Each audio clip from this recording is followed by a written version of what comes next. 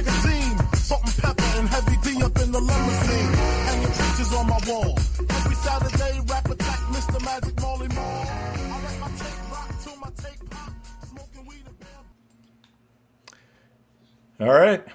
Our long national nightmare is finally over. The fantasy empire shutdown has been resolved much faster than that other shutdown. So that's good news. You will notice that there are only 3 of us here. We did not kick Maddie to the curb. He is having. He had a pregame warm-up injury. He got hurt in warm-ups. Yeah, literally warm up. Matt is without heat right now, so he's working on fixing that. So he might be able to join us later, but we certainly hope so. But mostly we just hope he gets his issue resolved one way or the other. But anyway, it's been a couple days without a fresh show, but unlike the resolution to that other shutdown, we're back in business and we're going to give you more. So that's right. We're going to break down all of the Week 11 action, give you all the answers to the quiz, because unbeknownst to anyone else, we have gained exclusive access to this week's NFL script. So we got it all right in front of you. Let's get into the Empire. But, Chris, you have a little diversion here before we dive into the script. What's on your mind? What do you got? Well, gentlemen, good morning. As we enter Week 11, a little different look for the Fantasy Empire show this week. As usually we're doing it on Tuesday morning, fresh off of a week. But now I think we could safely say Week 10 is behind us, and Week 11 starts tonight. We got 4 weeks left in the NFFC before the playoffs start, 3 in FFPC. So it's crunch time, gentlemen. But what's on my mind today here to start us off is I think last night's waiver wire run was one of the most unique I can ever remember in playing this game for a long, long time. And that it all centered around the breaking news the other day of Joe Burrow coming back way earlier than anyone expected. And what in turn we were going to do on the waiver wire. He was available in basically 75% of leagues going into last night's waiver run. He was available in all my leagues. I can tell you that much. So the 25% of the leagues must have been somewhere else. So with that being said, guys, I think you had to put yourself in a position of what did you do on last night's waiver wire run with Burrow if you were a Josh Allen, Lamar Jackson, Pat Mahomes quarterback owner, or if you were struggling at the quarterback position. I think there was a lot of factors. We hold so much of this fantasy fab money all year long, hoping to get that, one big shiny toy off the wire. It really hasn't happened all year long. We hold it to try and get help at the running back position usually. Sometimes a star wide receiver comes off late in the year that we want to blow our money on. This year, I think I don't think it is. It's going to be the quarterback position, because when can you ever remember a time where you get an elite quarterback in fantasy off the waiver wire this late, okay, to try and help your teams that are going to the playoffs? Another caveat with this, and I know this is long-winded, but there's a lot to this last night, this waiver wire run surrounding Burrow, is I think you saw, once you saw all the bids come in, the bottom half of the leagues, it was really eliminated. These guys couldn't really bid on Burrow because he's not coming back until 13 or 14. And if you're a bottom half of the league and you even had a lot of money, what's the point of blowing 500, 600, 700 on Joe Burrow if you're in 8th place? You need help right now, today. So the bids got a little less. I don't know. You could talk for your leagues, but Burrow's bids weren't as high as I thought. I thought personally, I decided on Tuesday night, I was blowing all my fab money on Burrow where I could. Okay. Minus my Mahomes teams, even on my Dak teams, my Dak Prescott teams, who I think Dak is a top 6 fantasy quarterback. I was blowing as much money as I could to acquire Burrow, hope to take my fantasy these teams into the playoffs.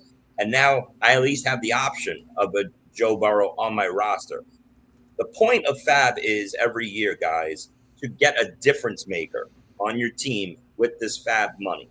You're never going to get a bigger difference maker than Joe Burrow in week 13 or 14 for your fantasy team heading into the fantasy playoffs. So that's the way I looked at it.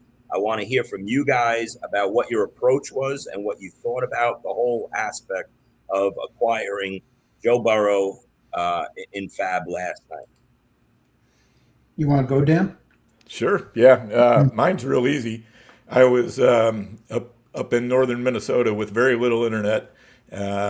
Burrow was one of those players that I would have loved to have put in more bids for, and I just couldn't because I just didn't have the bandwidth to do it. And so I did almost no bidding on Burrow. And to my surprise, as I looked through the FFPC, he's still available in almost all of my leagues. So what?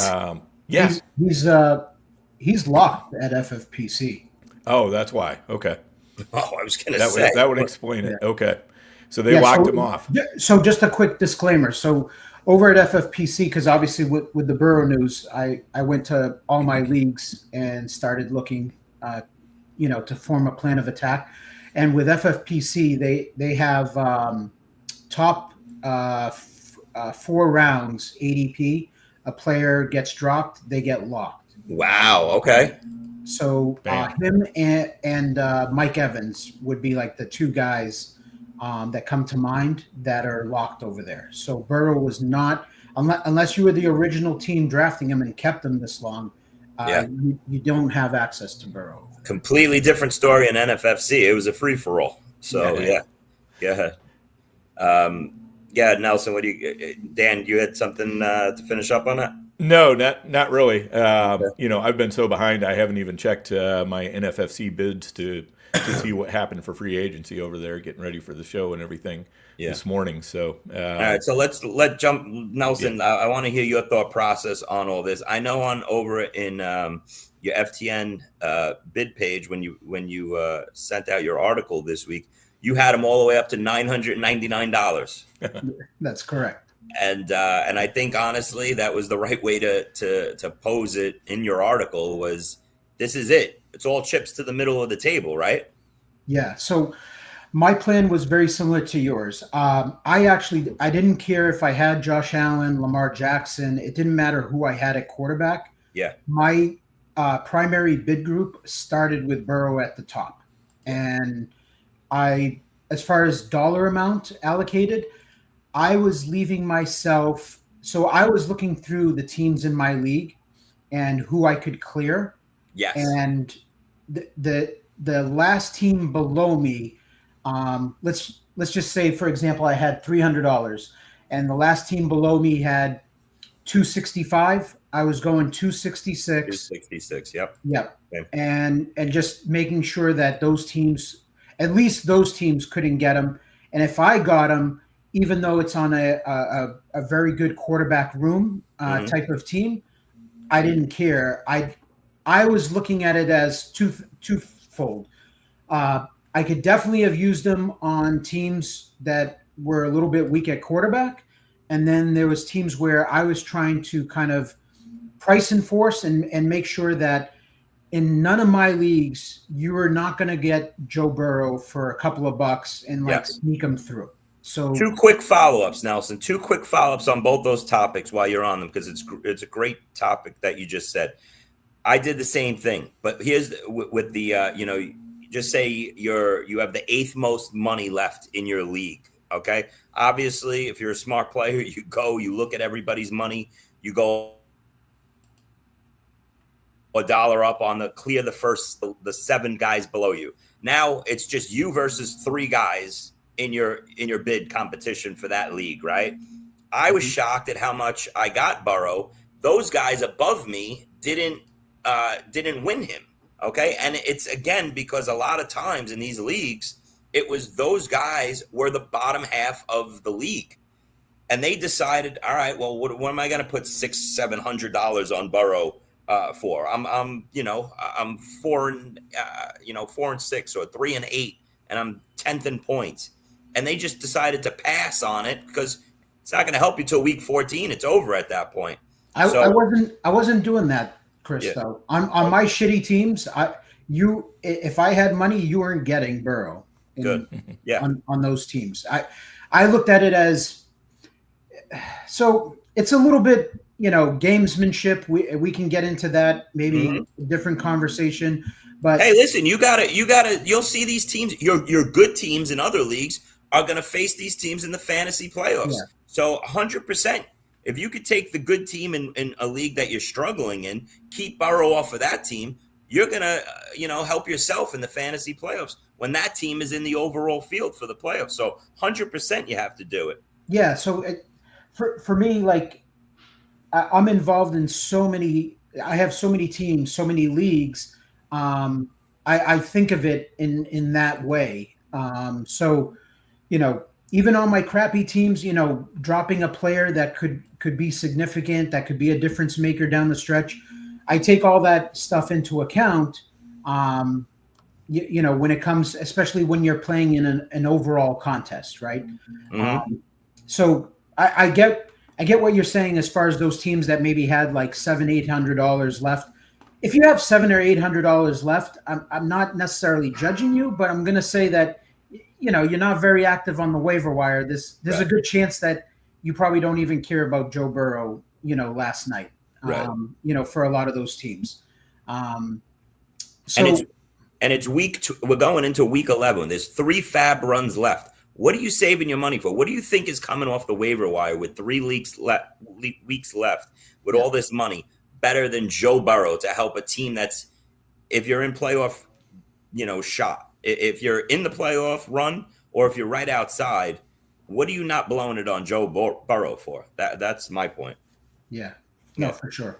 So, that was my thought process. I thought that he could be a true difference maker at quarterback, and he was at the top of all my bid groups. It didn't matter if I had Josh Allen or Lamar or who I had.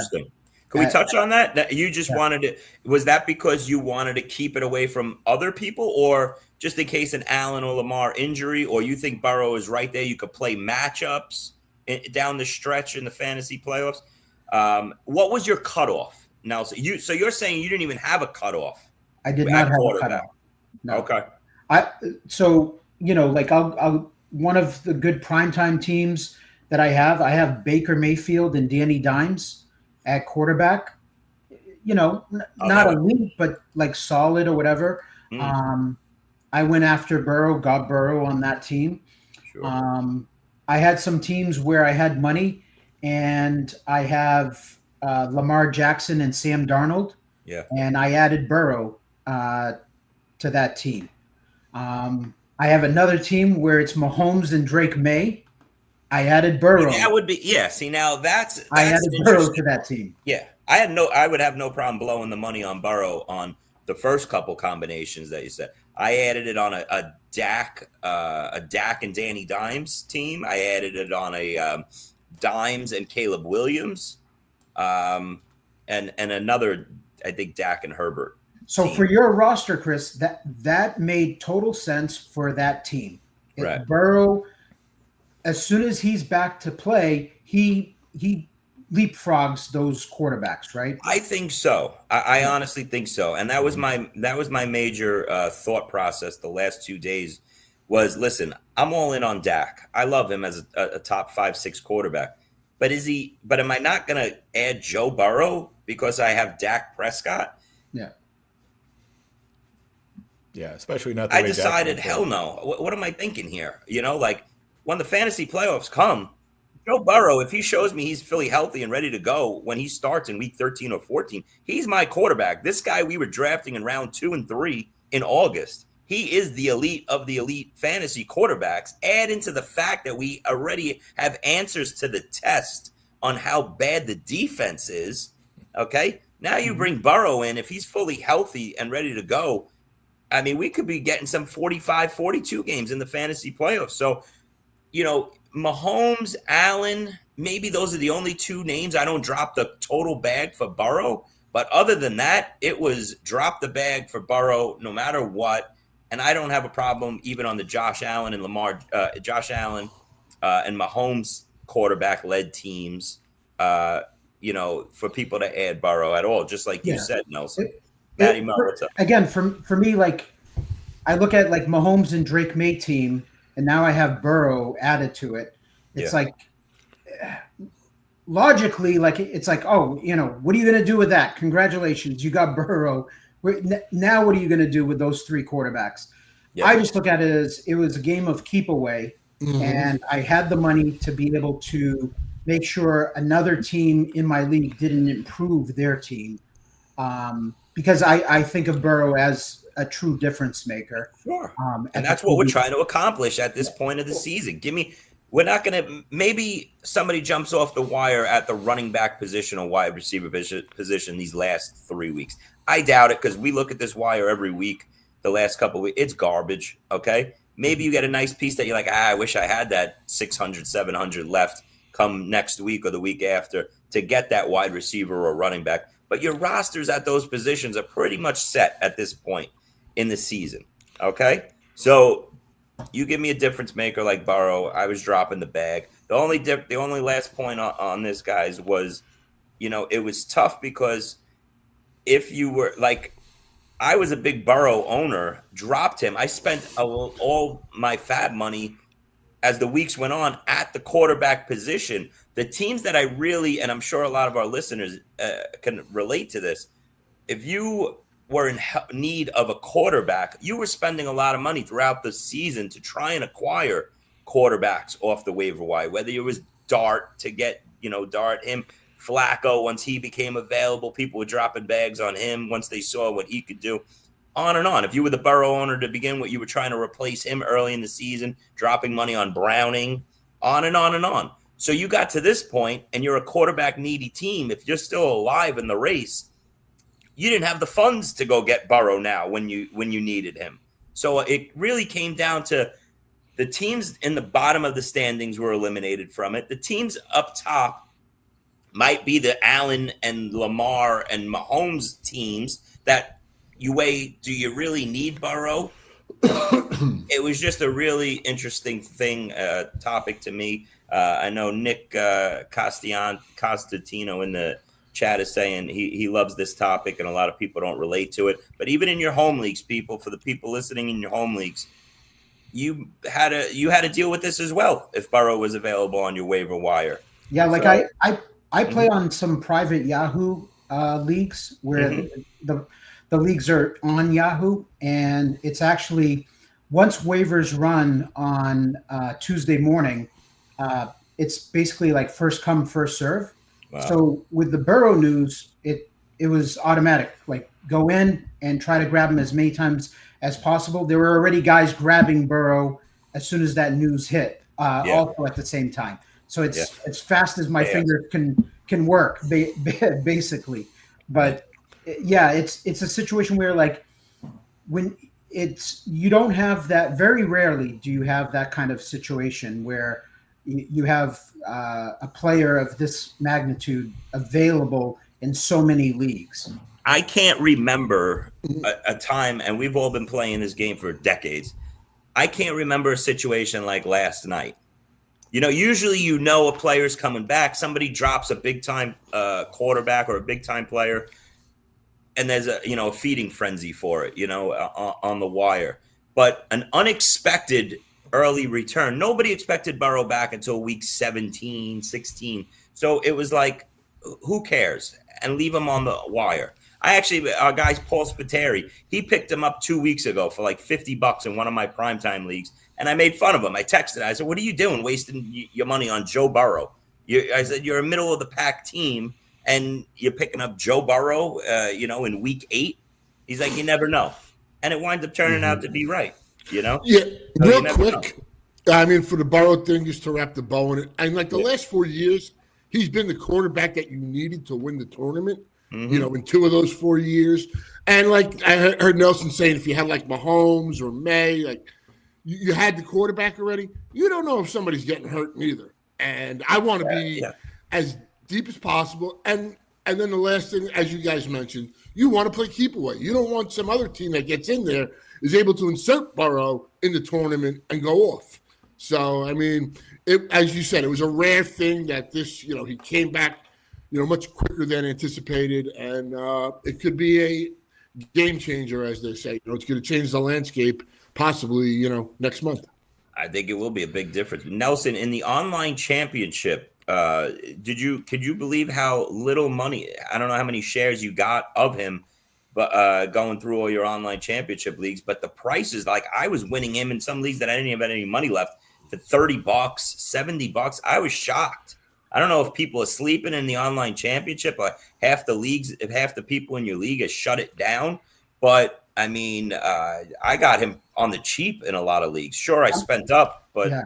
I'm looking at one right now. It's one of my better online championship teams. Mm-hmm. I have Lamar Jackson and Sam Darnold, and I don't have like any money left. I went $15 on Burrow, got him unopposed.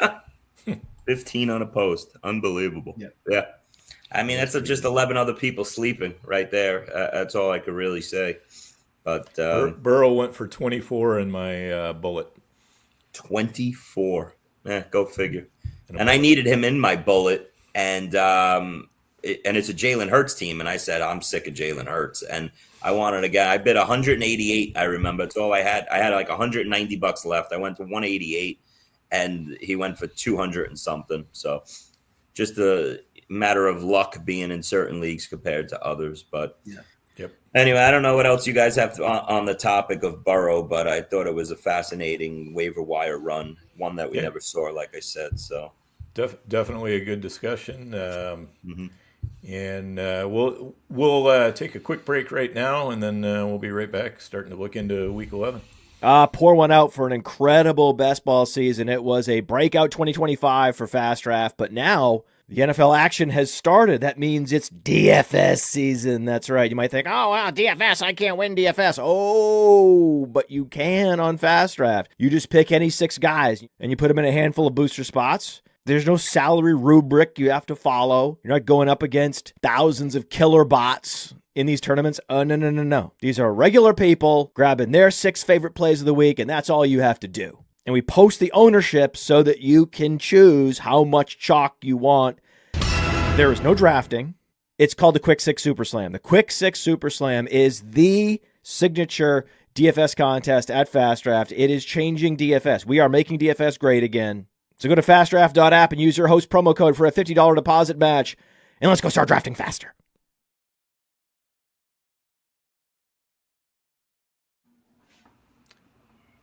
All right, and you are actually looking at the winner of the Quick 6 Super Slam this past week, so there you go. Oh, hey, Dan. Nice. Boy, all the way in the woods you won it, huh?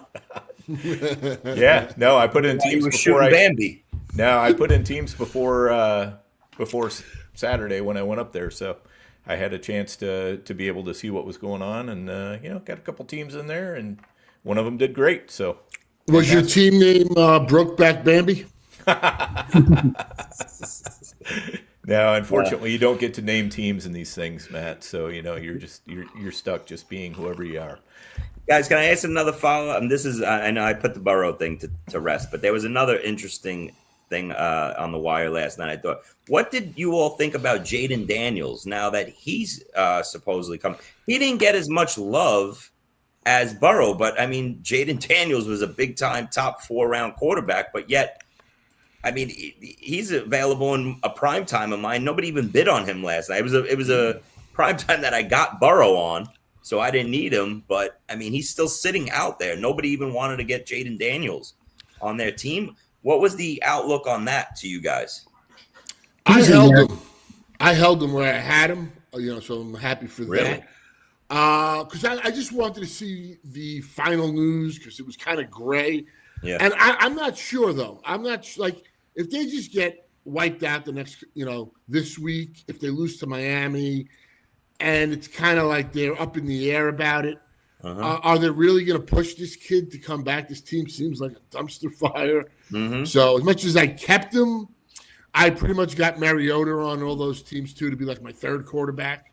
If I have like a week 4, if I have Drake May, say, or somebody else like that with a week 14 bye. But no, I mean, it's interesting.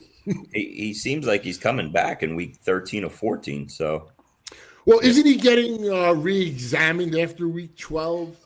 Yeah, we don't have as much clarity on him, so it could be really anything with Jaden Daniels, and in FFPC he was also locked. So once again, this is kind of an NFFC discussion.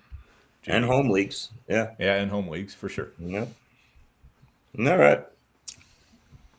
right. Yeah, Dan. All right, let's go ahead and let's get into these Week 11 games. We got a pretty good game tonight. I think we'll let Nelson kick us off on this one. Jets at the Patriots. What do you got on this game, Nelson? What a doozy. Well, my thinking on this game, and listen, the NFL works in funny ways, so things the Jets could surprise us here, but I think it's 13-point road dogs tonight. I just don't see how there's much happening for the Jets. I think they're very good at running the ball with these guys and with Fields and everything, and they're not throwing the ball as the case we saw with Fields last week. 54 passing yards or whatever it was. That's what New England does best. So I actually think that it's a bad setup for the Jets. New England has, pretty good corners. They got elite shutdown corner that I think is the best in the league. If we could argue that, but there's nobody on the Jets wide receiver core that's going to scare them to not just play the safeties in the box and just go man up with those corners. And the game plan should be, stop Fields and Breece Hall. So, and then on the New England side of the ball, I just think that, it's whatever is working. So whether it's Drake, throwing the ball, or if it's Henderson running the ball, I think that the Jets are not going to really pose much of have any pushback on the offensive side of the ball. So I'm expecting, not a very competitive game tonight, but I could be wrong on that. Well, I mean, listen, it can't be any worse than last Thursday night's shitfest that we watched. It was one of the worst. That was a competitive game, Chris. Yeah, it was a competitive game, all right, but it was competitive.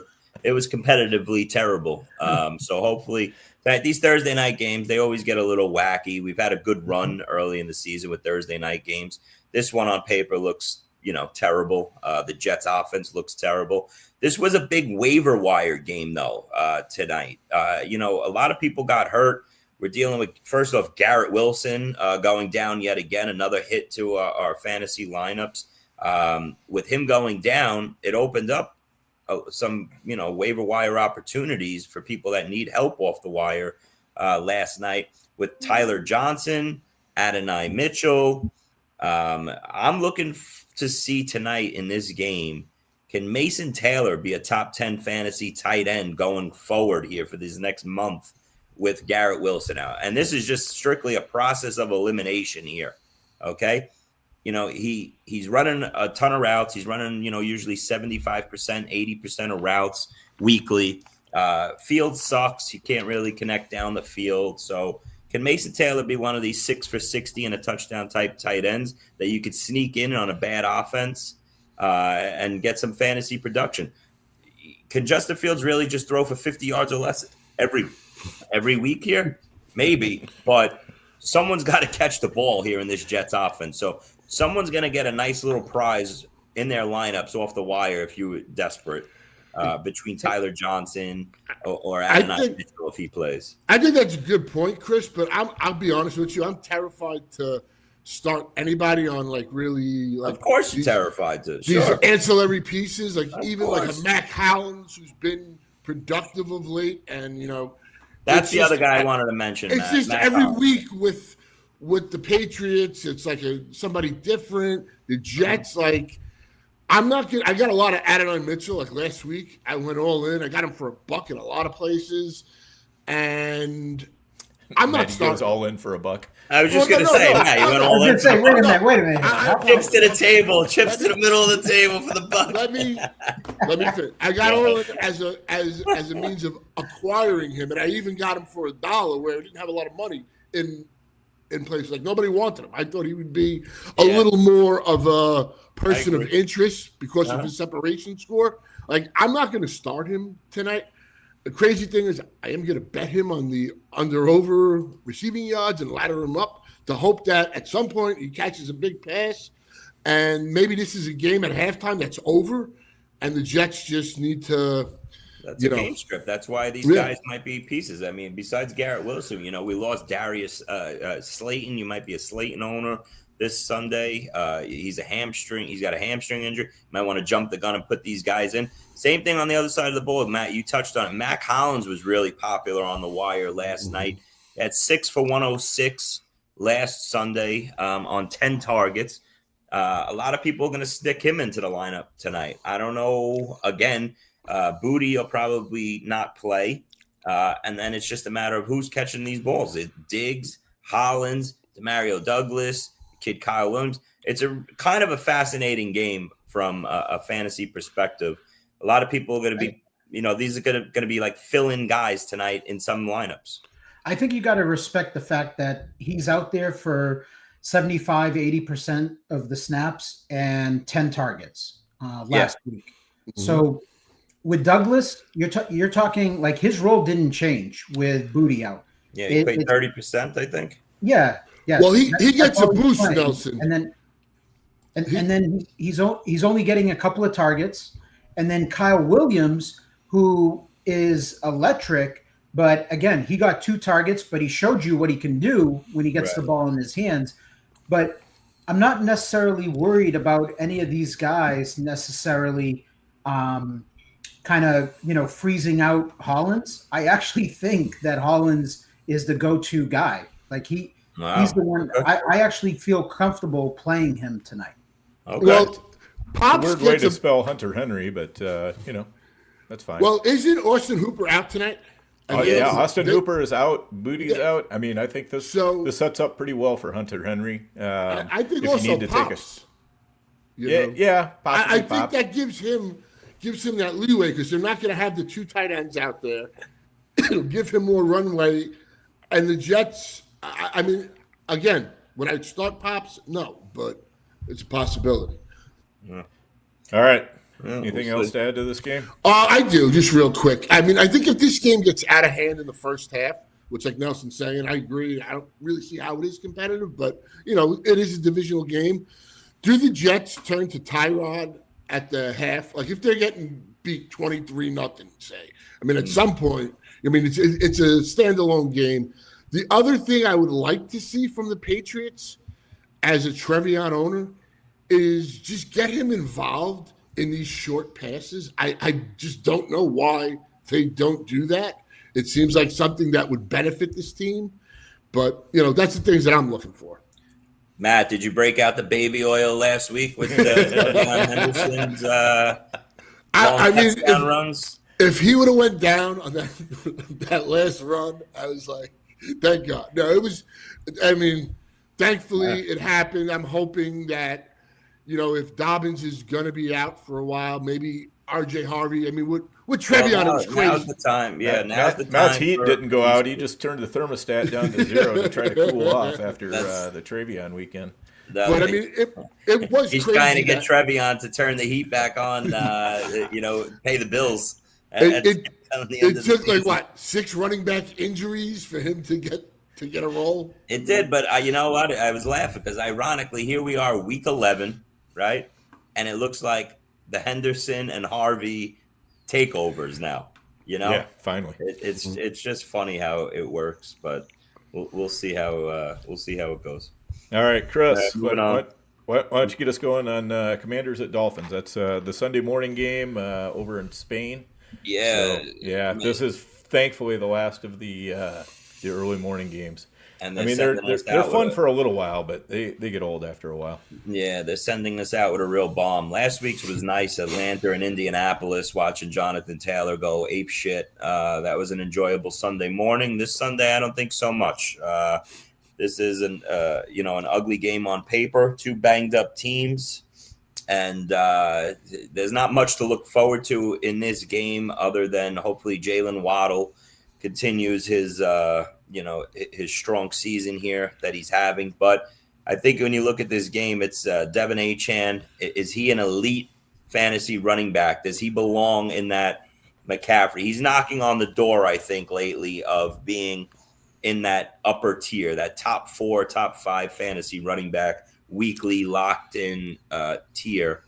So let's see if he can continue that. He's got a great matchup. And, the Washington backfield, it started to turn over to Chris Rodriguez a little bit last week. He got banged up. Looks like he's going to be good to go. Let's see if they start making him the lead back. He's got a good matchup versus the Miami soft run D. So if you're desperate at running back position, maybe Chris Rodriguez or even Jeremy McNichols, if the game gets a little back and forth, high scoring with 2 bad defenses, if they could sneak in your lineup as a desperation flex play. Yeah, I mean, just to piggyback on what Chris said, I agree with everything. It's basically Achane, Waddle. The Dolphins have played tough. I got to give them that. They've tried. I mean, it's been a horrible season for them and all that. But the sad part for Washington is they have this young superstar rookie quarterback in his second year, and they're like wasting this window because the team is atrocious. They're the oldest team in the league, and there's really no bright spot. So, but I do like the Europe games. I'm going to say I wish there was 1 or 2 more. Yeah, No. I'm not interested in that. I hate that whole morning game. I love getting up early. Do you really? Yeah, I love it. I hate the morning game, man. Really? It throws me all off. Like my routine and everything that I do with setting lineups and everything. I'm with Matt on this one. I love the early games. I just now I can understand the point of like, all right, this is like what, the 6th one? It's like almost like an every week thing now that the NFL is doing. So it's like, you give us need 4 a little or 5 olive juice for the martini, but you don't need a lot of olive juice. And basically, these morning games are the olive juice in your martini. So there you go. I'd rather 2 Monday night games every week than the early morning Sunday games. So. That I'll take. I'll take a 7 o'clock and like a 9 o'clock. Yes. Game staggered. Yeah, I love that. Love the Monday night games. Yeah. Yeah. Yep. Agreed. Yeah. Steve G wants to know if you were in Germany for the game there, man. Yeah, no, I just saw. Anyway, I agree with what Chris said. I think if you're in desperation mode at tight end, Dulcich is a guy you can probably throw in there because Washington is terrible against. Well, they're terrible against pretty much anybody on offense. So I think they're going to have to do something besides Achane and Waddle, and whoever's picking up the scraps is probably going to be Malik Washington and Greg Dulcich. And plus, Greg Dulcich has made it like 2 whole weeks without being injured, so you got to take advantage and of new record that, right? for him. Exactly. Debo looks fat again, doesn't he, guys? Yeah, he does. Did you guys see him last week? Oh my God, I don't know what He he's looks like a wearing fullback. I call him Fat Albert. He caught that touchdown to save his day, and it was like, whoa, that's Debo? He gained like 20 pounds in a week. Mm-hmm. Not fat shaming and all. We all struggle with weight and everything, but I mean, I'm not in the NFL, so. Right. Yeah. All right. Moving on. Nelson, anything to add? No, I don't. It's you're playing Achane, Waddle. That's about it. That Miami offense is so centered around those 2 guys. I really don't think I don't have any interest playing any of the secondary type of players.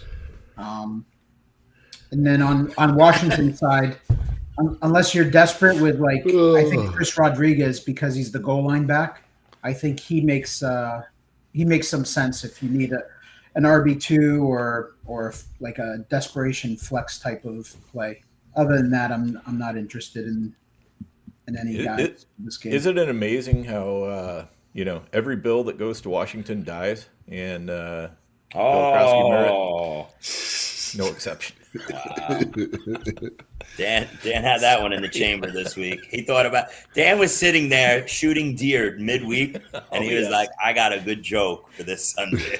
I could barely access the internet, so that's all I had left. Was just there you go. Trying to come up with stuff for today. So there you go. All right.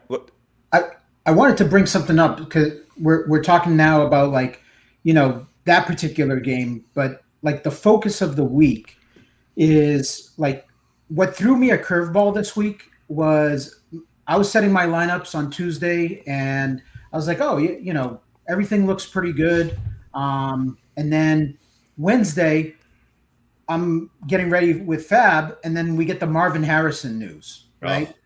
And it's funny because like in our group text, Chris, I think it was brought up. Someone said that it just seems like we keep getting blindsided by these guys like out for the week, multiple weeks, whatever. Like we had Bucky, right? Bucky Irving finished the game, had a monster game. We're loving life, everything's great, and then all of a sudden, like he's toast. Yeah. Marvin Harrison, 12 targets. Luckily caught a touchdown, saved his day, but we're happy as Harrison owners because we're looking at it as like, all right, the double-digit targets. He could be taking off right here, and then out of the blue, just appendicitis surgery out, and who knows, like multiple weeks. Yeah, how long do you think for appendicitis? Like, I'm trying to become a doctor over here because I own as much Marvin Harrison as anybody, and that was a death blow getting that news yesterday morning and then scrambling to try and look down my bench and see how am I going to replace him on top of already trying to replace the Kincaid injury, the Garrett Wilson. I own a ton of J.K. Dobbins. We're dealing with a lot of injuries here as fantasy players. It's not just me. I know we own a lot of these players. People are going down left and right here. And we're dealing with bye weeks. We're dealing with injuries, midweek pop-ups and appendicitis. And now we look down on Wednesday, you get the practice report. No one's practicing. Everyone's got the question mark next to them. We're scrambling here. We're really scrambling here. I think yeah. No. Sorry to interrupt. Yeah, no. To answer your question, I think you got to be ahead on these like, pick up, plug and play type of, receivers. So like Parker Washington a couple of weeks ago was that guy. This week, I think the two guys were Mac Hollins and Michael Wilson. Wilson nailed it. Yep. I was in on him too, Nelson, last night. Once that Marvin Harrison news broke, I moved Michael Wilson up to the top of my my fab list here. A lot of people were in on him. A lot of sharp. What about Zay Jones though, Chris? Because his first couple of games, he's done, buddy. He blew his ACL out last week. So that's why I'm saying I'm thinking. That's why I'm thinking like between Michael Wilson and Greg Dortch. They only have 3 active wide receivers. Like, these guys have to catch the ball. Trey McBride can't get 27 targets. You're in a good matchup for San Francisco this week. It's just a shame because with Brissett taking over, Harrison, even though he didn't have a great game last week and the touchdown saved him, it was a tough matchup versus Seattle. I really thought that Harrison was going to start settling into being a weekly wide receiver 2 for us for fantasy purposes down the stretch here with Brissett. But Nelson, I'm with you on Michael Wilson. I got a couple shares. I tried to get more and I failed. Yeah. And then the other guy, and then for you guys that are in leagues with me, you guys are going to know what my plan is. But my Saturday cleanup is basically Greg Dortch.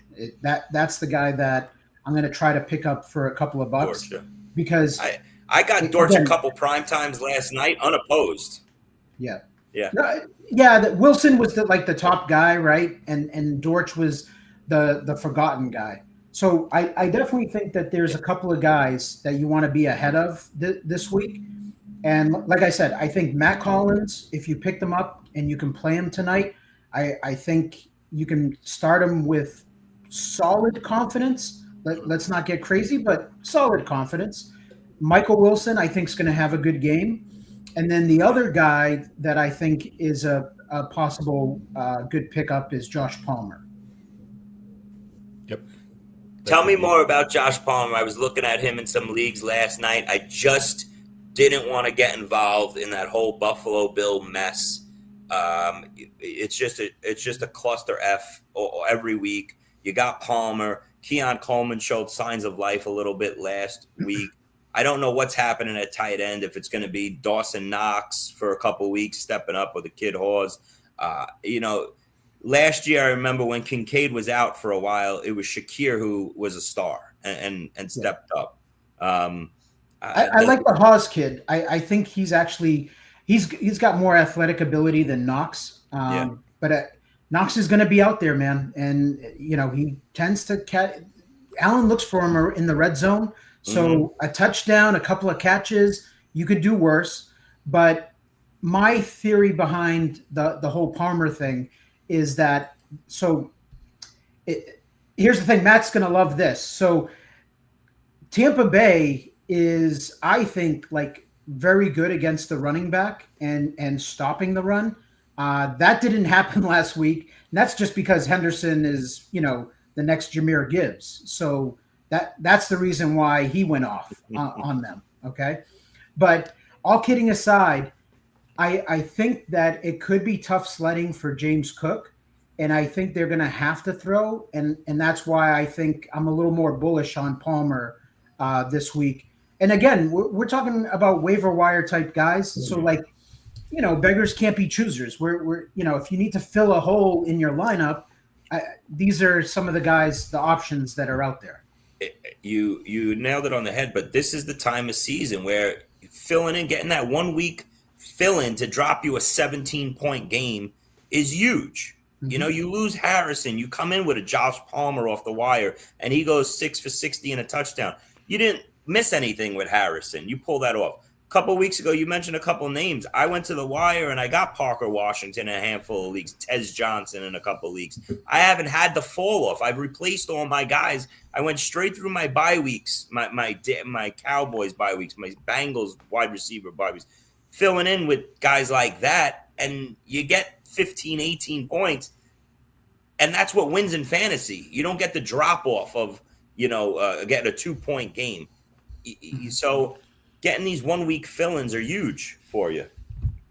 Yeah, when that's all that's left. I mean, we have so many of the players we actually drafted that are on IR, and somebody's got to fill in the cracks. Yep. And you just got to be first to the wire, and least disgusted by what it is that you're actually spending money on. There was some nice options though last night. Yeah, for sure. All right, Packers at Giants. Matt, what do you got? I think Christian Watson is the guy for Green Bay, and hopefully they get Jaden Reed back. And because Jordan Love, he just seems like a different quarterback when he's playing versus man and zone. And I don't think he's the guy we all thought. I don't think he's a terrible quarterback. Everybody's going to have bad games, but I don't know. That was another ugly game on Monday night. Let's just be honest. How about 10-7 games to bookend week 10? Yeah, and they both sucked. Yeah, they really did. Maybe we got lucky, like Chris said. The London game was great, really exciting. The Giants is just becoming more of a sieve. You get Jameis, but I kind of like the Packers, defense to really, make it tough for him. So this is going to be the one time you can count on the Packers defense to actually do something in fantasy. So yeah, Christian Watson's the guy I'm excited for. I thought he should have had a much better game Monday night. I think this is a really good matchup for him. So if you have Watson, you picked him up. I know he's only catching like 2 or 3 passes a game, but he has that, stretch the field when he catches it. He's kind of like the Alec Pierce guy for them. I don't know, man. I think they're going to probably try to put the ball in the air as little as possible on the Packers side. I think this is going to be pretty much the Josh Jacobs show. Yeah, but I think they got to get right. This is the team to get right on. Maybe, but I think I don't know. I think LaFleur's main way to get right is just run the ball more, is what it seems to be. So I don't know. I think the Giants are going to have to force them to pass by doing something themselves on offense. Otherwise, it's going to be a whole lot of Josh Jacobs and probably some Emmanuel Sanders as a change-up. But I don't see a lot happening in the passing game. I'll tell you on the Giants side of the ball. Speaking of Slayton, and I'm hoping that he plays here, and Jameis Winston just throws him some, go for it all balls down the field here. He's coming in with a hamstring issue as always. Slayton is. He left the game late last week. He came back though, so I don't know. He didn't practice yesterday. Hopefully he's good to go and can make it through a full game with Jameis Winston playing from behind. Theo Johnson keeps putting up numbers at the tight end position, so he's another one. I swear, it's so weird. It's like both New York tight ends, Mason Taylor, Theo Johnson, feel like they're the same players. They're just sitting there on a lot of wires. People put them in. They get a decent 10 to 15 point game from these guys. They're a little underrated, but they're heavily targeted, and they play a lot of they run a lot of routes. So that's really it. Matt, I'm hoping you're right with Christian Watson. I have a handful of shares. I'm going to need him this week with injuries. I'm putting him back out there. He looks good. Dontavian Wicks came back for Green Bay and started getting targeted on Monday night. We'll see. I haven't heard anything about Jaden Reed practicing yet, so he's not going to play this week. Probably a couple weeks off, and that's really it. Matthew Golden didn't play again on Monday. I don't know if he makes it back for this week, but if all these guys sit out one more week, it's a good spot to put Watson in, I think. Yeah, for sure. Hey, we got a couple people talking in the chat about potentially shutting down Dart, and is Winston a decent sprint stash in case they shut down Dart? You guys don't see the Giants shutting down Dart, do you? That's not happening. So here's the thing. At the end of the day, like, he's their prized possession, but he's still a rookie. It's not a good look in the locker room, okay, where you're shutting him down, but you're asking all those other players to go out there and battle. That's just not happening. Like, it's more of the fact that I think Dable got fired because it was egregious. Like, he was just putting Dart in harm's way, like calling all these run plays. And that's already his style, but it needs to happen a little more natural rather than, let's just keep calling, these these QB sneaks and runs. So I think rest of the way, the comp that I would look at with Jackson Dart for the rest of the season is what the Patriots did with Drake May last year. They're going to be really cautious with him in those last couple of games. So, they're not going to bench him, like you say. He's a rookie. He's their future. But the guy's already had 4 concussions this year. It's not 4 concussions tested for concussions. I'm sorry. He was in the 10th. But nonetheless, Matt, you're right. He's taken a lot of big hits. This was smart to sit him out 1 week, slow it down a little bit. But there's no way you're just turning the team over to Winston and sitting Dart out. But I do believe that Dable's play call and everything got him fired. And they said, all right, listen, you're running too many. You're putting our franchise quarterback, running him to death over here. I don't know if he could really control that, how many of these plays break down and Dart takes off. But there was, watching Dart, and it's been a dream, a lot of quarterback draws and him getting hit hard. But it was smart. Let the kids sit out a week, get everything under control, and then hopefully we see a solid ending to this Dart season, because it's been 30 fantasy points on a weekly basis. He's saved a lot of my teams at the quarterback position. So need him back real quick. I think Dabo got fired too because they lost like 4 road games where they were up by 10 points. That's unexcusable. Like, they had, losing the game versus the Bears, against the Broncos, the Cowboys. Yeah. All right. Let's move on to Texans at Titans. This is one where I think I would have to be in extreme desperation to start any Titans. If I really had to start Spears or Pollard, maybe, but I have like zero hope that they would be topping 10 points. And I'm not even really wild about starting too many of the Texans other than, probably Woody Marks. It seemed to me like he was taking over. Chubb was kind of kicked to the curb a little bit.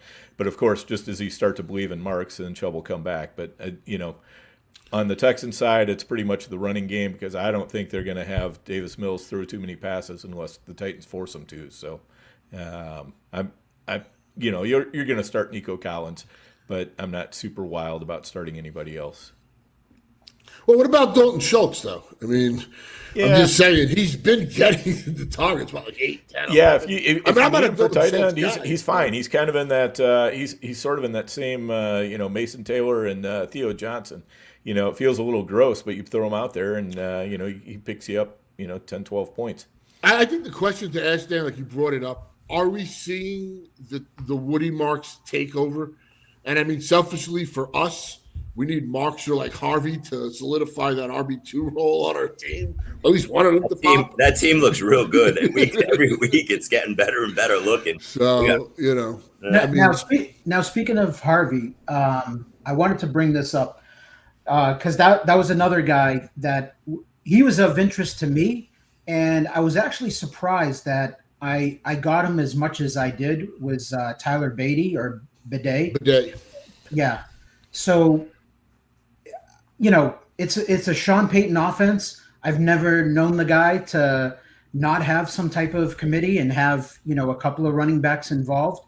I mean, like he was involved with Dobbins and Harvey healthy. So I'm just interested in your guys' take because the way I read that, I feel like he's next man up. But, with Peyton, you can play. He likes to play shenanigans because he thinks he's the smartest guy in the room. So I could see Jaleel McLaughlin being involved or being more involved than what we expect on game day. But again, Bidet was that guy that I was interested in because when I went back to my notes in the preseason, I had a note on him of I thought arguably he might be the best running back in Denver, just based off of what I was seeing in the preseason. So I think the kid's pretty explosive. He hasn't shown it this season on like limited touches or targets. He hasn't looked good, right? But I do go back to again that I do think he's pretty explosive. So I wanted to get your guys' opinion because I ended up with like 45% Bidet on teams. And I wasn't bidding anything crazy. Like I was in like the 10 to 40 range on him. So I'm curious. Do you guys see a role for him? Do you guys look at it as it's the Harvey show and he just stays in his role? Nelson, I saw it like you.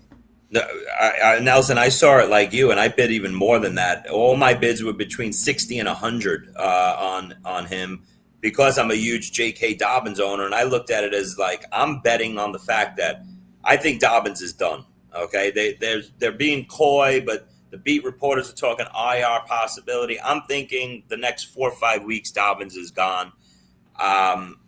Beatty's not a big back at all, but you mix in with Sean Payton, you're right. I don't think he just makes R.J. Harvey a 20-25 game, touch a game running back here. So I was in on Beatty, and I bid him up a little bit. I'm hoping that he's a little bit of a PPR back type, out of the backfield. We'll see what's going to happen with Denver, but I was with you. I was in on him. Same thing, like more of like a DeMarcado type. For Arizona, who I thought it was another sneaky ad these last couple of weeks now. But I was in on Beatty. Yeah, shout out to DeMarcado. He's been, he's been a perfect filler. He hasn't been spectacular, but, that RB2 where you can plug and play him, I think that's worked out quite well. All right. You guys have anything from Panthers, Falcons? The only thing I want to talk about, because I know I saw Steve make a comment that I was wearing my Mooney jersey. Again, I have like 2 or 3 shares of Mooney. But, you got to talk about things. And Bijan Robinson is the next generation, him and Gibbs. And like that post-game talk between JT and him I thought was awesome. That's the stuff like you love to see. But Bijan is like, I believe he's like if you don't count Woody Marks, this is the tweet. If you don't count Woody Marks and Tyrone Tracy, Bijan Robinson has the lowest percentage of his team's carries inside the 10 for a starting running back. That's just insane. And again, is it actionable, like Chris mentioned with the Mooney splits and the London splits? And Drake London's been like RB1 3 of the last 4 weeks. So, hey, but like, what the hell's going on? Like you hear the head coach, Algier is a superstar that nobody talks about. And Algier is good. But like Bijan is like next level. And to take this guy off the field is, I don't know, it's mind-boggling. That's the takeaway I have from here. You can't do nothing, and I'm sure Bijan's going to have the next 6 weeks where he's going to be a stud. But like, what the hell happened the last 3 weeks? Bijan and Jonathan Taylor are the 2 clear best running backs in football talent-wise. Okay? I mean, I got to put Gibbs up there as well. I think Gibbs deserves to be in that. He, in my opinion, he's probably like 3rd. I'd have to think about that, but he's not on Bijan and JT's level, in my opinion. Bijan should be used like Jonathan Taylor. The problem, I think, is that the coaching staff, when they get inside the 10 and they want to bang it in and take the hits, they just don't want to put that on Bijan's shoulders. They don't want to get Bijan hit. When they have a solid, tough runner like an Algier, it sucks for fantasy, Matt. Believe me, as a big Bijan owner, it sucks. You want those cheap touchdowns, everything, but they don't want to put those extra hits on Bijan because they want to use him 20, 25 times, give him the ball passing, running. I'll be surprised if this week versus Carolina isn't a huge Bijan game where you've seen the 30-plus point games that we've seen out of McCaffrey, Taylor, Gibbs. Last week it was the running backs again, right? Gibbs went for 40 points. Achane, one other running back went big time. This week is who was it? Henderson went big time. Yeah, there you go. How could I forget him? I think this is a Bijan 30, 35 point a week, in my opinion, versus Carolina. And if Algier keeps getting the touches in a game like this, it's really time to. This is payback this week. This is the game they lost 30-0 on the road. I mean, Penix was just. I love Atlanta this week. That's why I love Atlanta this week. They've lost a handful of games in a row. They're not as bad as a 3-6 team that they are. They're winning, but by double digits this week at home. Yeah, I mean, Carolina is such a fraud team. Crazy stat, just to throw it out there. Bryce Young in his 9 starts this year, I believe he has 9 starts. 8 of them, he's under 200 yards. The only game he has that's over 300 yards was the game at Arizona when they were down 27-3 at the half, and he was doing all that passing and dumping off to Chuba. So I mean, he's another guy. Next year he just can't be there. You gotta move on. Like trade for Mac Jones.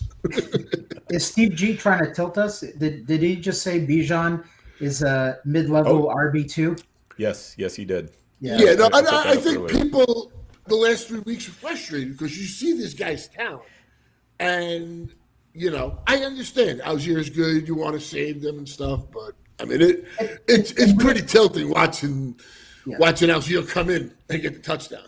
In real football, it totally makes sense what Chris is saying, that the Falcons look at it as, why are we going to bang this guy up the middle, when we get near the goal line, when Algier is very good at doing that.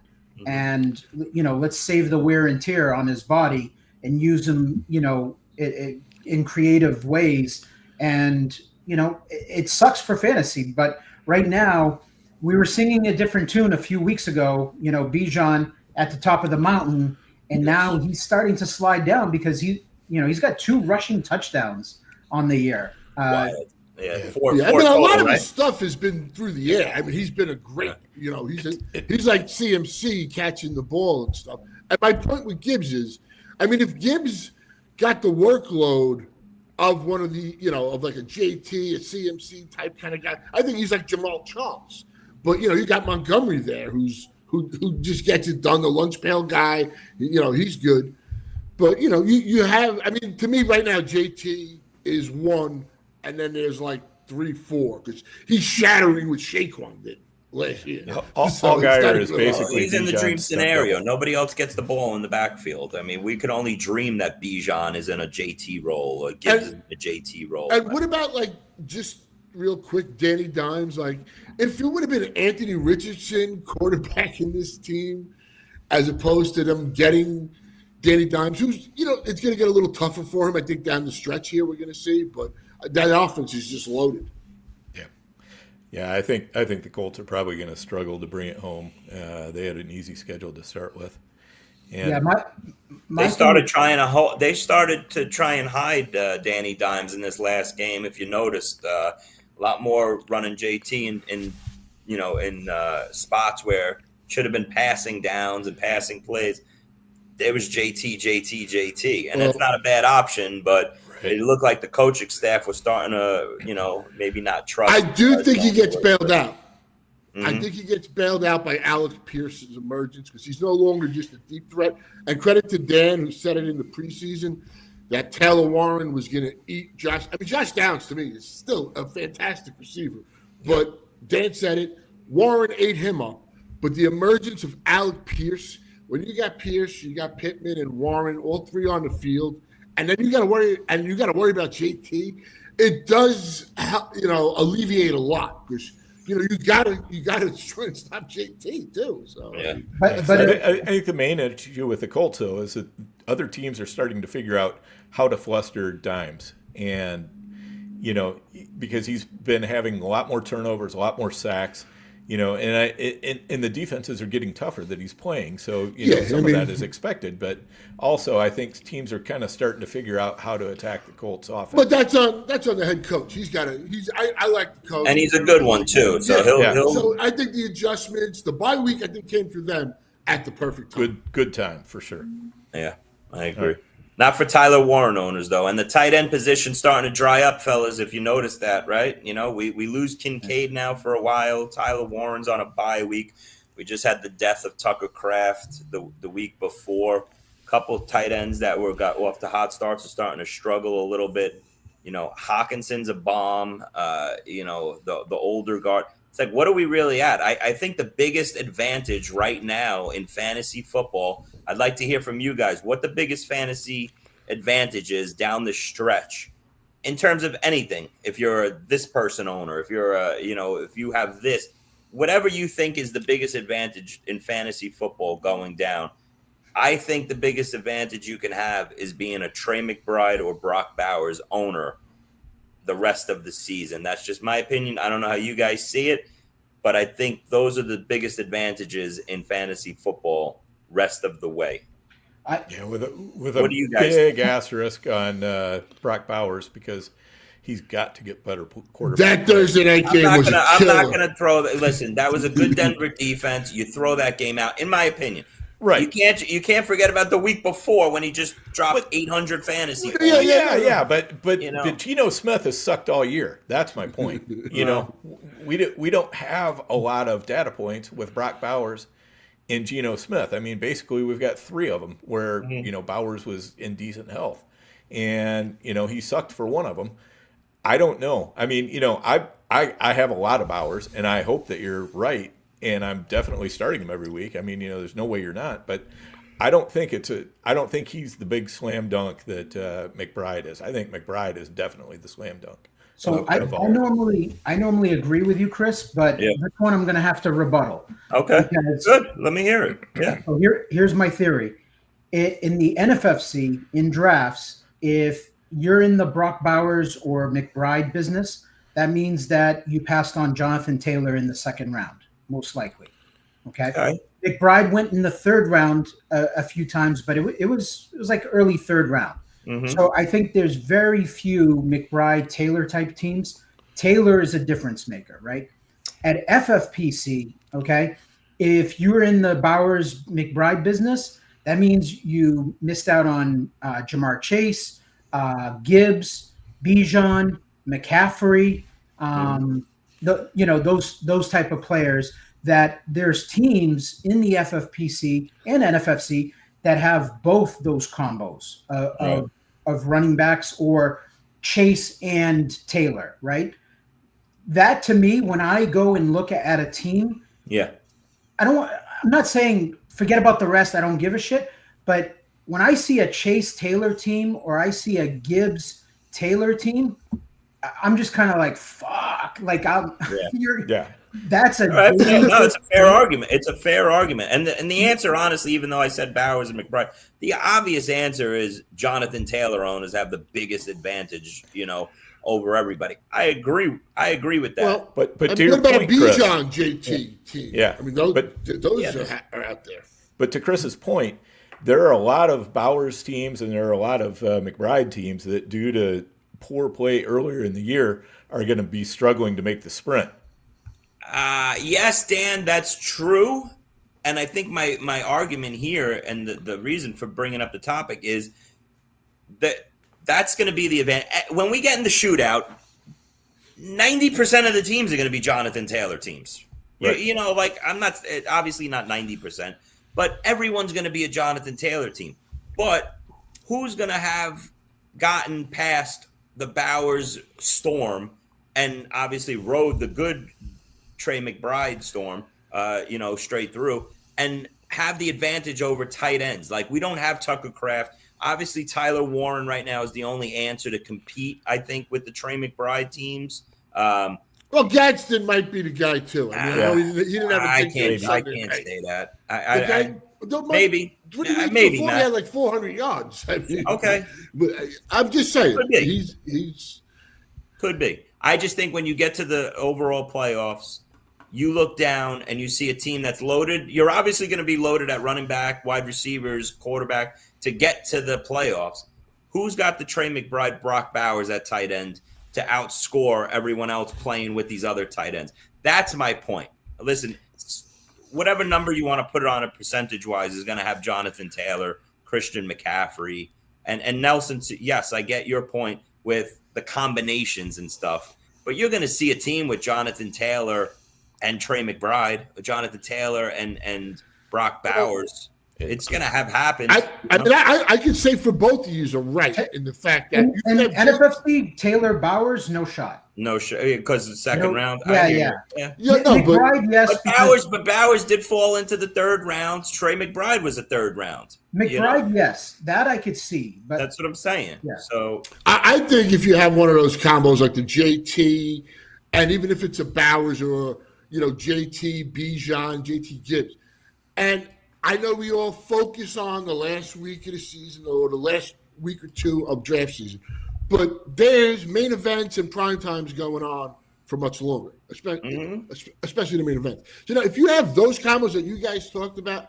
and one of these rookie running backs like a Harvey or a Henderson explodes down the stretch, you got the three-headed monster.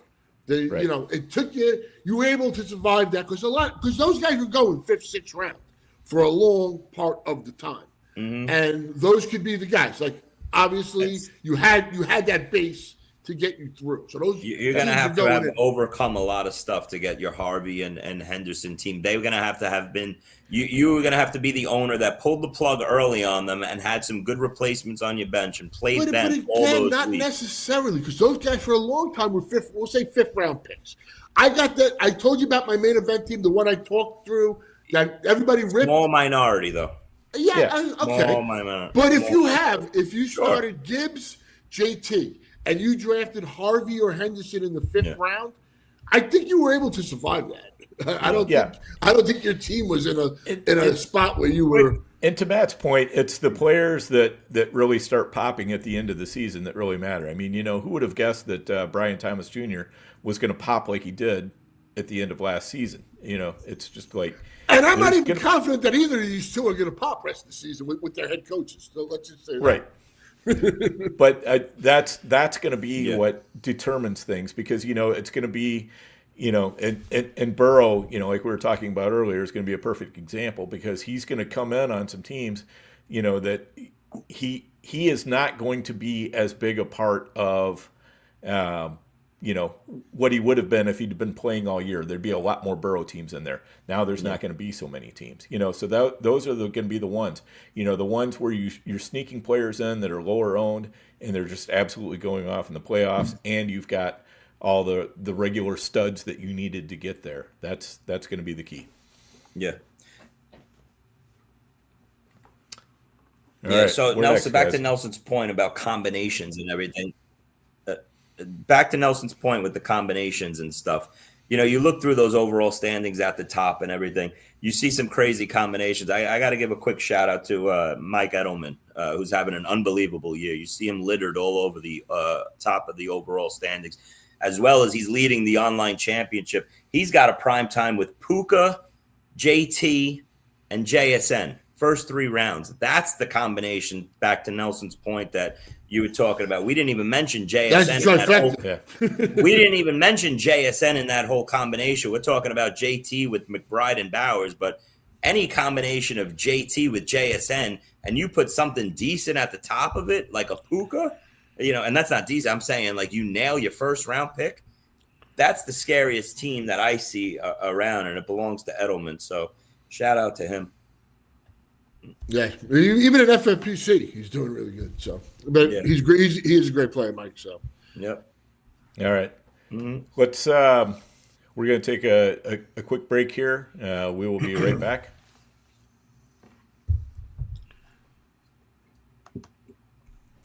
And we're back. Hey, Nelson, Dan Almost. gave you the time. Dan gave you the time this week to bring us back. You fell asleep at the wheel. No, we need that little lull, The lull. Yeah, you got to get the lull one. All right, let's talk about just a couple other games real quick. Chiefs at Broncos. Obviously, a lot of high-powered fantasy players potentially involved in this game. What do you guys see? We talked about R.J. Harvey in the Broncos running game. What do you guys see for the rest of the Chiefs and Broncos here? Anybody? I think this game comes down to can Bo Nix complete a pass like over 10 yards? Because he's just been horrific in that freaking. I mean, it's really bad. Like I mean, every week we're seeing Troy Franklin have like these amazing air yards, and he's kind of like usurped. He's got like the targets now. If he's not the number one, Matty, is Franklin the new number one over Sutton? I mean, if you're looking at targets, I mean, they were pretty much neck and neck, and he's kind of usurped him there. Again, the red zone is probably still Courtland Sutton. Maybe they try and reestablish him this week. This is a huge game for this division.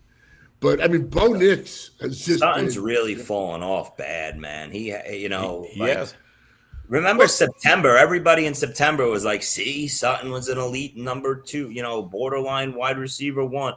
And man, his season's gone to shit all because of Nix. And Troy Franklin's had a big role in that. But man, what do you do? I don't own any shares of Sutton, but what do you do if you're a Sutton? He's got another tough matchup here versus Kansas City.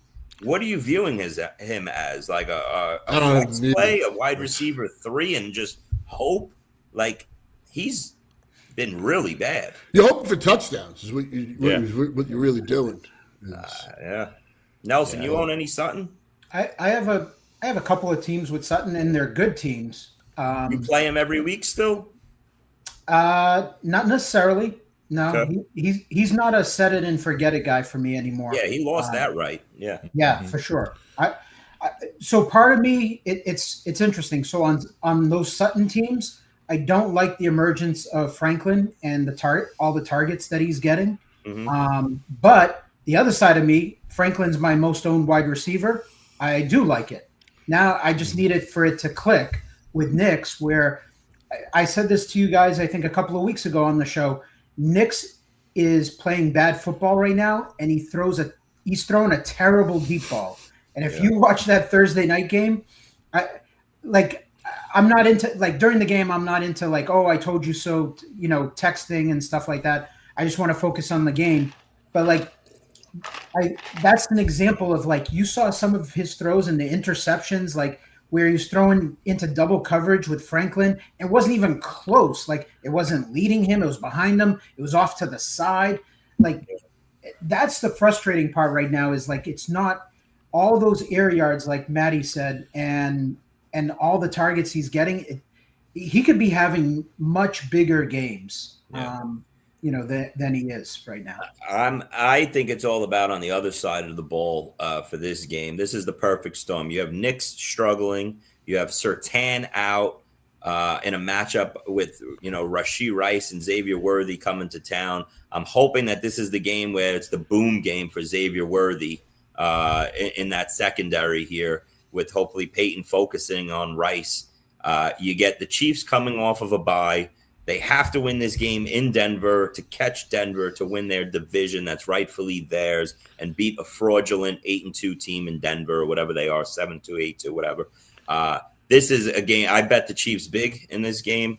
I love the Chiefs in this game, and this is a game that Mahomes catches a huge break and Rice owners catch a huge break with Surtain being out. So this should be. What about White Boy Rick? What? What about White Boy Rick, the other quarterback? I love. Yeah. Well, he can only cover one guy, so I Yeah. just hope it's not like a 17-16 game. I'm hoping the Chiefs It come worked back. out good. Denver's got a I'm good with you, Matt. line, I and think they it's can't going to be a run low. right now. Yeah, I think it's going to be a low-scoring game. I think this is going to be a defensive struggle. Start your kickers and your defenses. Do you guys believe that report is true where Kansas City offered a 4 but wouldn't do a 3 for Brees Hall? Because that just sounds insane. If you were willing to do a 4, I mean, Who knows? I don't know. 'cause that's But it was I still don't know why the Jets kept Brees Hall after what they did, and that happened just as soon as we went off the air last week with the trade deadline with all those moves. But with Sauce Gardner and everything, the Jets, once they traded Sauce Gardner and Williams to Dallas, you had to take what you could get for Brees Hall. There's no way you could keep him on the roster. It's stupid. Yeah, and now probably they're going to, do something even more dumb and sign him to a franchise tag or something. And Well, now I mean I would actually. I like Brees Yeah. Hall. I think he's talented. I'm just saying, if you're giving up on that, trade him and get rid of him at that point. If you're completely tanking and rebuilding for picks, you can't keep him on for the rest of the season when teams are offering you a 3rd or a 4th.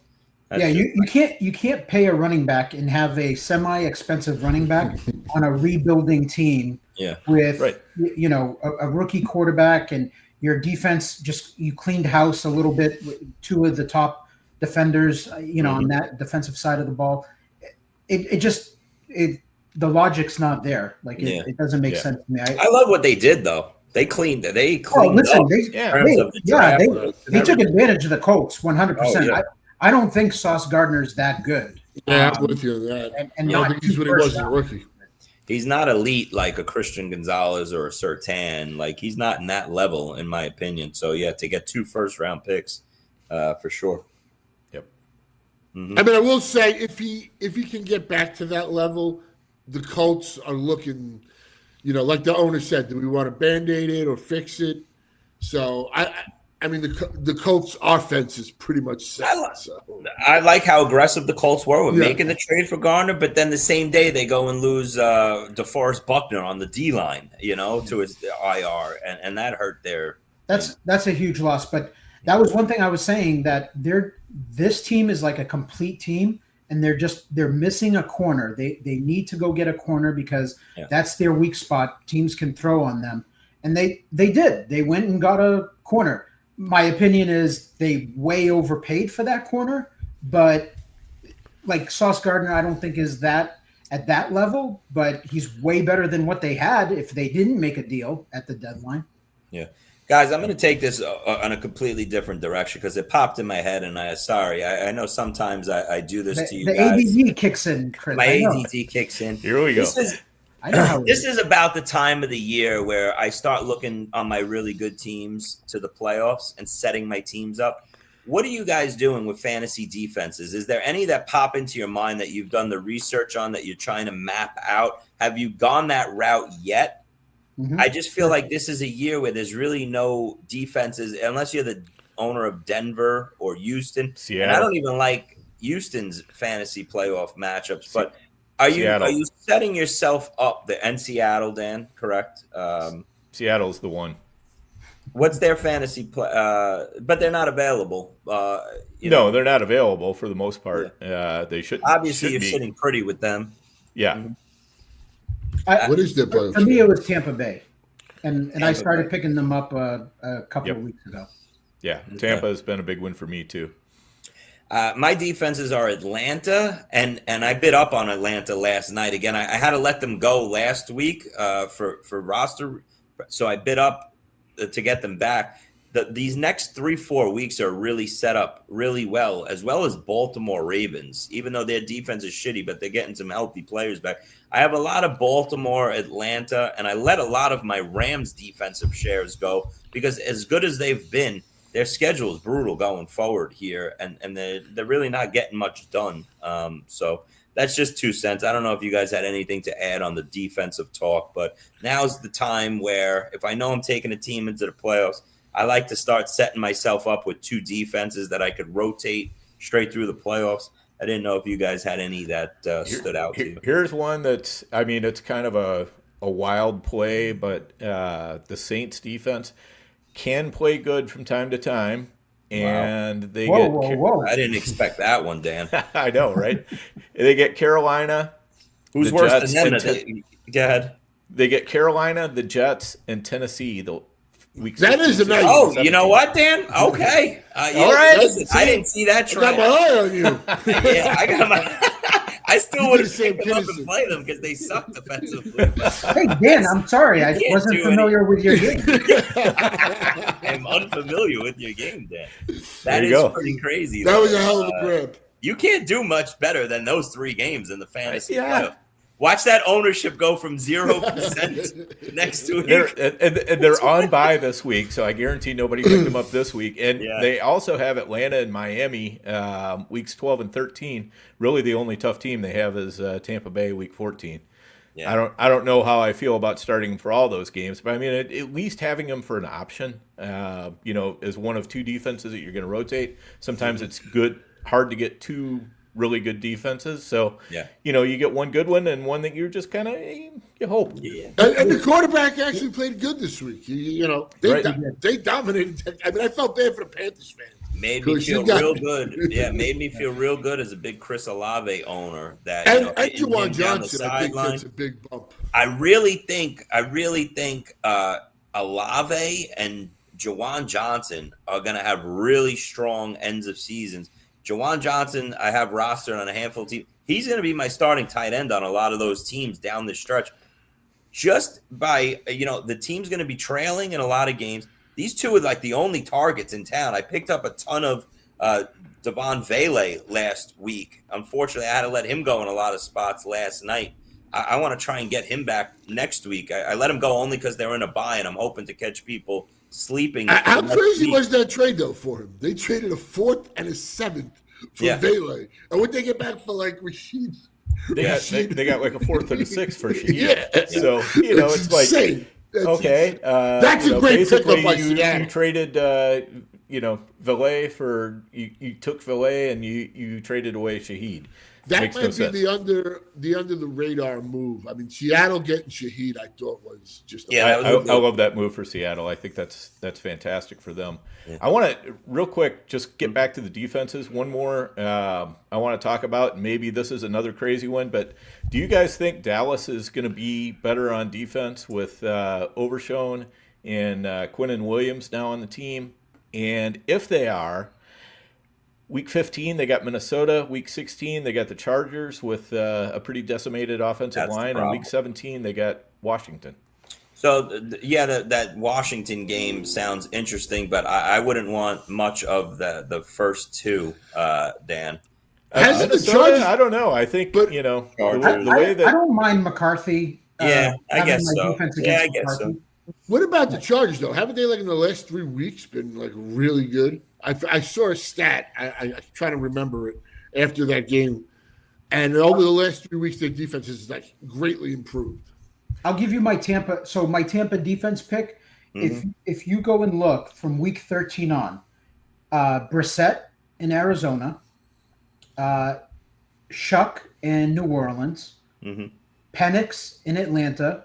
Now Atlanta, we look at their offense. We love their playmakers, but Penix, Yeah. he On the road.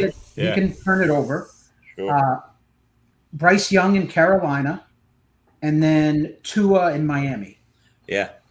Yep. Yeah, it's nice. It's nice. That's why I've got a lot of Tampa, no doubt about it. Yeah, I just think, Dan, to your point, though, I did think about that as I was looking and trying to do defense. I said, you know what? Nobody owns Dallas's defense because of how bad they are. But with their moves, I hated it. I hated that they went and made those moves, for Wilson, the linebacker, and Williams, the D lineman. They're trying to get better on defense. That could only slow down their offense a little bit. But fantasy-wise, I still can't buy into that Dallas defense. I don't think those two are going to turn things around that much. Well, they got Vegas, and if they can't look decent against Vegas this week, that doesn't. Hopefully, this is a big Pickens game, and then they're going to have the Eagles, the Chiefs, and the Lions weeks 12 through 14. So trust me, Dallas is going to be available for you week 15 if you want to pick them up. Yeah. You're right. I just thought it was a topic to bring up here. All right. And if that Steeler defense can have a turnaround, they got some nice matchups down the stretch too. They do. Bad weather, in December, and you're getting the Watt sacks and everything like that. They've been surprising. As bad as Pittsburgh's defense has been all year long, they've had a couple games where they're at like 16, 18 fantasy points. So, if you get them on the right week, they're a top 3 fantasy defense. Yeah. Can we talk about some start-sit calls this week? Absolutely. Sure. Let's hear them. What do you think about? So, I always look at it as when I'm deciding on my start-sit calls, I always tell myself a story of game script and how the game's going to go. Brees Hall tonight. Okay. Does anyone have the balls to sit him, or are you just playing Brees? Places where I have them, I don't have anybody I can sit him for. Yeah, I don't. It's tough to sit him. I agree. I think the popular bet tonight, and it got bet down. I think it opened at 61.5 his rushing yards, and now it's down to 56 or 57. So people are hammering his under for the reasons like you mentioned. Their run defense is so good, but you're hoping if you're starting Brees, he's going to catch a pass like he did last week and be able to do something there, or get a late touchdown. That's the only way he's going to get it. I mean, done. what is your option? Is basically the answer to that question. Of course. I'll sit Brees if I have. Who would be your option, Nelson, other than Brees Hall? Because he's going to run into stacked boxes all night long. They have Gonzalez on the outside to shut down one side of the field. There's no way that they don't stack the box and just say, okay, go ahead, Justin Fields. Try and beat us with your shitty arm and your shitty receivers. That's how I look at it. And then I was thinking, part of me said, well, he could have a Bijan type game and just catch a half a dozen balls. Mm-hmm. But then I'm thinking well, I got to think the Patriots shut that down because the Jets don't have a Drake London, a Kyle Pitts, a Mooney that, you have to be scared of necessarily. So maybe, it's not going to be there for him. But there is a lineup where I'm trying to pull it up, but there's a lineup where I sat him on a team, and I'm going to go back to it and see if it's actually something I'm actually going to do. But let me see if I can pull it up. You guys continue. While you do that, I got one that I'm concerned about this week, and it's the Bears-Vikings game that I want to touch on. Interesting game, but Brian Flores has a habit of making quarterbacks look real bad if they're not prepared and aren't, professionals that know how to read defenses and everything. I think this could be a real trouble spot for Caleb Williams going into Minnesota and dealing with whatever Brian Flores throws at him as a quarterback. I'm worried because, he's fantasy point wise, he's been on fire. Last week was almost a disaster until he saved himself late in the game versus the Giants. But we all know Caleb Williams isn't a real life great quarterback, and Flores is a bad combination for him. So that's something I'm worried about. I'm also, if you're a Justin Jefferson owner, a frustrated Justin Jefferson owner, this has to be a blow-up spot for him versus this Bears secondary. So if McCarthy can't let him have a huge game and get him the ball repeatedly, it's time to officially throw the towel in on the McCarthy as a quarterback for your for your Justin Jefferson shares, in my opinion. 2 points on that, Chris. There's a stat out there I was looking for at this game. Week 1, when he was pressured versus not pressured, it's like night and day. So I think we're just going to see, just see the blitz and the heat come. The other thing, I think Jefferson's going to have a blow-up spot. I think Addison has a blow-up spot this game too. The thing with McCarthy, I think he has like one of the highest yards per attempt at like 10. I mean, it's really up there. And I don't know why they're doing this to a kid that's a rookie, but I think this is a game where, like, you look at the things like when Baltimore had to start Snoop at home versus the Bears. That was a must-win game for them. They were 1-5. This is it for the Vikings. The Vikings cannot lose this game. I mean, it's really going to make it impossible, almost impossible. Yeah, the Bears are I'm taking the under in this game. I mean, 48.5 points. I think this is going to be much more of a defensive game, just due to, I think, a little bit of the greenness of McCarthy versus just Caleb Williams versus that Vikings defense, like we talked about. So I think it's under. Do we think this is the coming out game for Burden? I mean, he's another guy that seems to be getting that, that upswing. He's getting the more routes. He's getting the targets. I mean, you look at his targets and Oz's targets. I'm not going to say his name. I always screw it up. And, his yards per route run is like 3 something. The other guy's like under 1. And Ben Johnson's starting to seem to get. I mean, if you just listen to I don't think he's going to come out against the Vikings, though. Vikings defense is too good. I think if there's a sneaky play on the Bears side, it's probably Loveland. I mean, that was disappointing to see that, last week with Komet back, Loveland went right back to, not playing as many snaps as possible. I still don't get it. I don't understand it. It's the same frustration that, like you said, Matt, the Burden owners are seeing with Zacchaeus in the way. It's time. But then again, it's not going to happen because this team is 6-3. And if it ain't broke, don't fix it. Yeah, but I don't think so. At least from what I'm hearing this week, when you're looking at coach speak, he's saying we're a different team than we were week 1. Mm-hmm. He's been talking really positive about Burden. The thing with Loveland, the first half, he had a goose egg, and then they got him involved in the second. You're hoping this is the trend. Again, this is like an observation. What you're hoping for, you're looking at. I think it is actually going to be a little more high scoring this game. I think points will go up. I think the Vikings are going to have a really good game. I mean, I think the Bears are due. The Bears have stolen some of these games. I have no idea. Yeah, they're the Bengals, the Jangles. Yeah, they are a paper tiger. Yeah. So, we'll see. Nelson, what's your start sit, Nelson? All right, I got the team. Here we go. Derrick Henry. You're not starting Brees over Henry, right? Right. Yeah. Right. Okay. Javonte Williams. Automatic in. Mm-hmm. Okay. Yeah. DeAndre Swift. Have to play him. Yeah, I gotta play him. Yeah. Overhaul? You're saying these are all overhaul, right? Over Brees Hall. Yeah, of course. Yes. Yeah. Okay. And T. Higgins. Yeah. Absolutely. The Steelers are gonna go, man. I mean, the Steelers, Bengals. So Brees sits. Yeah.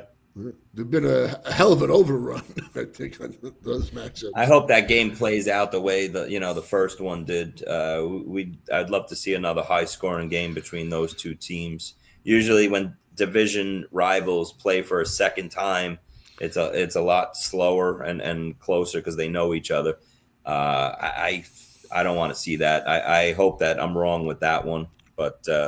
Let's play that 31-28 game with Rodgers and Flacco again. Let's run it back. I think that's a sneaky Calvin Austin game. He's back. He didn't play in the first one. Yeah, but he cost Rodgers an interception Sunday night versus the Chargers. A bad drop off his hands cost him an interception. I don't know what that does, but yeah. And Harry Snowman, he says he's not playing Swift over Brees, and I can kind of see that. I think if there's a question for Nelson to be had, it would be Swift or Brees. Out of the four options, that would be it. But that would be I it mean, I'm because not a he's Swift hurt guy right but- now, and the Vikings are very good against the run for the most part. Yeah, but Swift's catching balls out of the backfield the same I way get it. Nelson's hoping Brees does. You're Right. not going to get anything on the ground. I mean, Swift's got the rookie back there with him too. I'm just saying they're the same guy, except to Harry's point, Swift is banged up a little bit more than Brees right now. Okay. So My vote's for Swift either way. there you go. There you go. All right. Anything else before we got to get out of here? We really didn't talk about Lions and Eagles at all. Just for sake of saying that we did.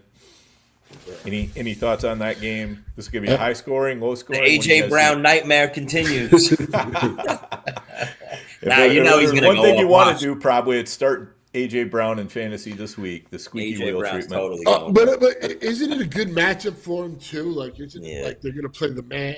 I mean, though the Slim Reaper's just been so good this year. He has. And he's really he just snatched that ball from him. That was great. And so Give me all the Gibbs in this game. I think Philadelphia is a little weak against the run. We can revisit next week, guys. You guys can then laugh and call me an idiot. I'm playing AJ Brown over Brees. Yeah, I would too. I would easily. I think I with wouldn't the even coverage think he's twice about that facing one. and the squeaky wheel talk. But this game probably could possibly decide outside of the Rams, for the NFC, like who's getting home field and stuff. I think the Rams are going to the Super Bowl. Let me just say that now. They're my favorite team in the NFC. I think they go all the way. I think the Eagles are a complete fraud. They stink, as a matter of fact. And there's obviously issues in the locker room all around. There's no worse game to watch other than maybe the Titans games than an Eagles game right now. It's the clock runs, it never stops, and it's just gross. Let me ask you this quick question because I think it's got to be on other people's minds. Like Sam Darnold, is he going to go through what happened to him last year late, or I think over that? he's the kryptonite on the Seahawks. I think that's how it all comes apart for the Seahawks. Their defense is really, really good. If they had a quarterback as good as Stafford, I mean, the Seahawks would be the odds-on favorite to win the Super Bowl, I think. Listen, he's playing great now. Yeah, he is, but I mean, he can have some bad moments. I mean, even against Arizona, he had some bad moments. And they basically took the ball out of his hands and said, you know what, we're just going to run it the rest of the game. So I think when he plays, I think it'll be really interesting to see how he plays this week against the Rams. Because I'm rooting for the Lions. I'm rooting for them. And if this game's in Philly, right? And if they go into Baltimore on a prime time, they go into Philly on a prime time. I mean, I don't know. I think last year, that heartbreaking loss, they thought they were going to, take care of Washington and got schooled. I'm hoping for them. They're one of the most entertaining teams to watch, too. I mean, not that the Rams, don't have great players, but I'm rooting for the Lions. Fun team. Yep. All right, guys. Yep, I think that's about it. Everybody, thanks for joining us this week. Really appreciate everybody tuning in and listening, even when we're running a couple days late. It's always nice to know that you guys miss us, and we do love the feedback. So, hit that like button, leave a comment, give us a review, subscribe on YouTube, whatever's appropriate to the format on which you consume the show. Good luck to everybody in the Empire this week, and we are going to see you all next week. Hey, I want to thank you for being part of this broadcast. If you have any thoughts on it, leave a comment. If you enjoyed it, make sure you leave a like. And if you want to see more shows on the Player Profiler channel, subscribe to it. That's how we know you want more.